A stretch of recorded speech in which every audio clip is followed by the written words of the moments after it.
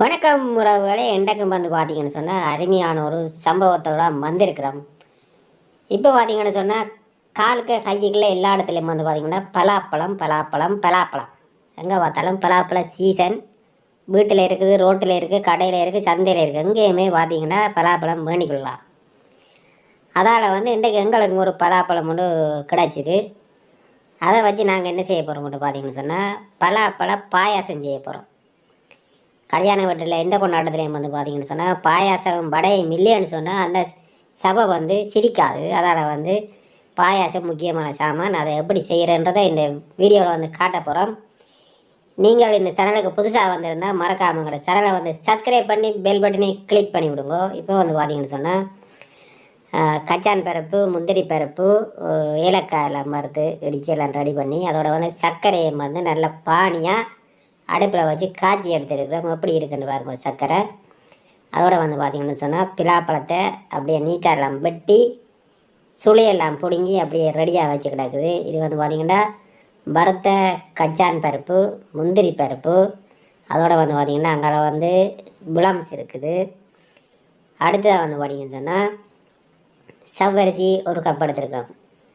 மற்றது வந்து வறுத்த ஏலக்காய் இடித்து பவுடராக வச்சுக்கிட்டோம். இது வந்து நாங்கள் எங்களோட பாயாசத்தின் அளவுக்கு ஏற்ற மாதிரி இந்த பொருள் எல்லாம் எடுத்துருக்கிறோம். நீங்களும் வந்து உங்களோட தேவைக்கான அளவில் எடுத்துக்கணுங்க. இது வந்து சர்க்கரை பானி காய்ச்சியெல்லாம் நல்லா ரெடியாக இருக்குது. இனி வந்து பாயாசம் எப்படி சமைக்கிறதுன்றதை காட்ட போகிறோம். பாயாசம் எப்படி வைக்கிறதுன்றதை காட்ட போகிறோம். தொடர்ச்சியாக இந்த வீடியோவை பாருங்கள், எங்கேயுமே வந்து மிஸ் பண்ணிடாதீங்க. இப்போ வந்து பார்த்திங்கன்னா தண்ணி வந்து நல்லா கொதுன்னு கொதிக்க வச்சுருந்தோம் நாங்கள் பானையில். அதுக்குள்ளே வந்து சவரிசியை வந்து கழுவி எல்லாத்தையும் போட்டு நல்லா கொதிக்க விடணும். சவரிசி வந்து நல்லா கொதித்து வரணும். அதுக்கிடையில் வந்து பார்த்திங்கன்னு சொன்னால் பிடுங்கி வச்சுருந்த பிலாப்பழ சுளையை வந்து மிக்சியில் போட்டு நல்லா அடித்து அப்படி கூலாக எடுக்கணும்.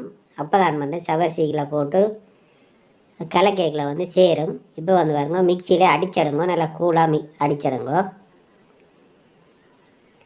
ரைட். அடித்ததுக்கு பிறகு பார்த்திங்கன்னா இப்படி இந்த பருவத்தில் இருக்கும், நல்லா கூழ் மாதிரி இருக்கும். இதை வந்து இப்போ வச்சுக்கொண்டு அடுத்த கட்டம் பார்த்திங்கன்னு சொன்னால் சவரிசி இப்போ நல்லா கொதித்து கொண்டு இருக்குது. நல்லா கொதிக்க வேணும். அதுக்கிடையில் அந்த சவரிசிக்கு வந்து தேங்காய் பால் உங்களுக்கு தேவை. தேங்காய் பால் நல்ல சித்தல் தேங்காய் எடுத்து கொஞ்சம் தேங்காய் பாலையும் வந்து ரெடி பண்ணி எடுத்துக்கொள்ளுங்க. அதுக்கு பிறகு வந்து பார்த்திங்கன்னு சொன்னால் பாயாசத்துக்கு வந்து நல்லா கொதிச்சுட்டு இதுக்கு வந்து தேவையான அளவு உப்பு போட்டுக்கொள்ளுங்க.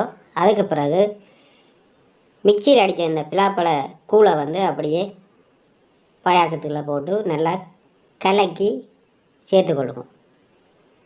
இப்போ வந்து பார்த்திங்கன்னா கரண்டியை வச்சு துளாவ அப்படியே வந்து பாயாசம் வந்து கலர் மாறிக்கொண்டு வருது. நல்ல மஞ்சள் கலரில் வந்திருக்கு. இது இன்னும் வேறு கலரில் வரப்போகுது. இனி பின்னால் போடுற அந்த சாமான்களை பொறுத்து தான் இனி வந்து நல்லா கலர் மாறி வரப்போகுது பாருங்க. இப்போ வந்து சர்க்கரை பானி விடுறோம். சர்க்கரை பானியை விட்டுட்டு இதே வந்து சேர்க்கைக்குள்ள எப்படி இன்னும் ஒரு கலருக்கு வரப்போகுதுன்னு பாருங்க.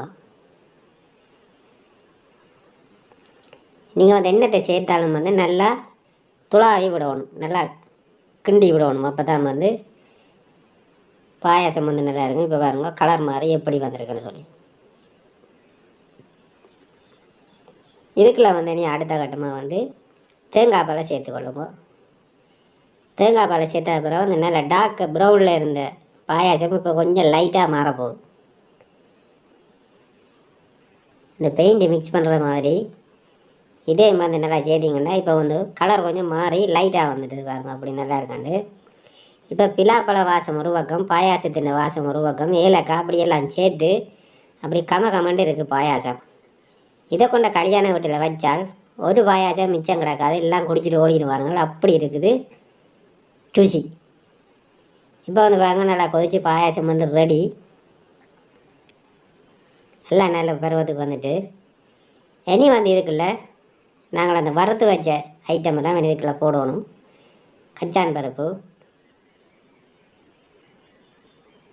அதோட வந்து பார்த்திங்கன்னா கஜி பருப்பு, அதோட வந்து அடுத்த வந்து முலாம்ஸ்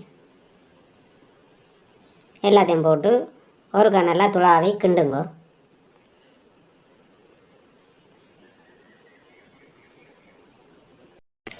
இப்போ பார்த்தீங்கன்னா இந்த இதுக்குள்ளே போட்ட கச்சான் பருப்பு கச்சி பருப்பு பிளம்ஸ் எல்லாம் கடிவடைகளை வந்து பாயாசம் வேறு லெவலுக்கு இருக்கும். அப்படித்தான் சுவையாக இருக்கும் பாருங்க.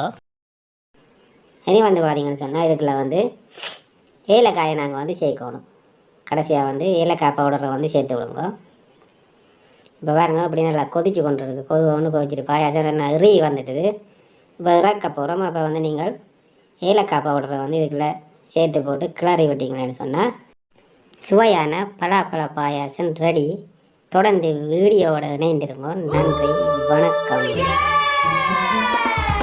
அஞ்சரை பெட்டி வாசம் அசத்தும் சமையல்